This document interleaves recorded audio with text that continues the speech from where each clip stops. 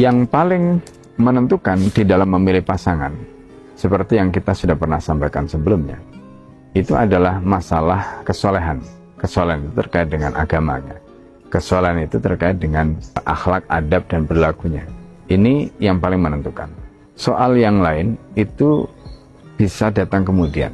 Rizki misalnya, atau kemapanan misalnya, atau yang lain. Itu bukan masalah utama yang harus menjadi perhatian. Tapi masalah utama yang menjadi perhatian itu adalah bagaimana pasangan tadi itu bisa menjaga ikatan, termasuk jika perjalanan hidup yang panjang tadi itu tanpa menghadapi ujian yang, ataukah kalau menghadapi ujian dia tidak bisa menyelesaikan.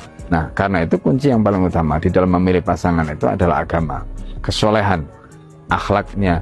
Nah, bagaimana kemudian agar kita selektif, tidak salah pilih di dalam memilih pasangan seperti tadi. Nah, disinilah pentingnya kita sebelum menjatuhkan pilihan, entah itu khitbah atau kemudian menikah, maka pentingnya mengumpulkan informasi sebanyak-banyaknya.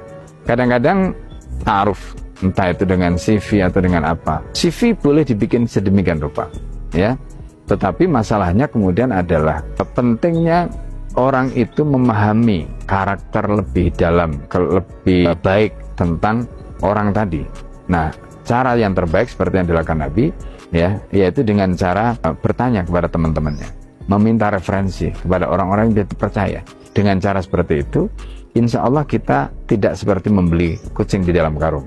Kita sudah dapat CV-nya mungkin, ya, kemudian kita mungkin dikonfirmasi antara CV yang kita baca tadi sebagai informasi, lalu kemudian berikutnya kita bisa konfirmasi melalui teman-teman dia bagaimana si fulan atau si fulana ini. Dengan cara seperti itu, insya Allah. Kadang-kadang kita mungkin, ya, melihat orang tuanya, ternyata belum tentu. Orang tuanya mungkin sibuk, meskipun mungkin orang tuanya seorang public figure misalnya, kadang-kadang anaknya punya masalah. Nah, jadi karena itu tadi tetap penting, selain apa yang kita sampaikan tadi, informasi awal, termasuk juga informasi dari teman-temannya itu semuanya melengkapi.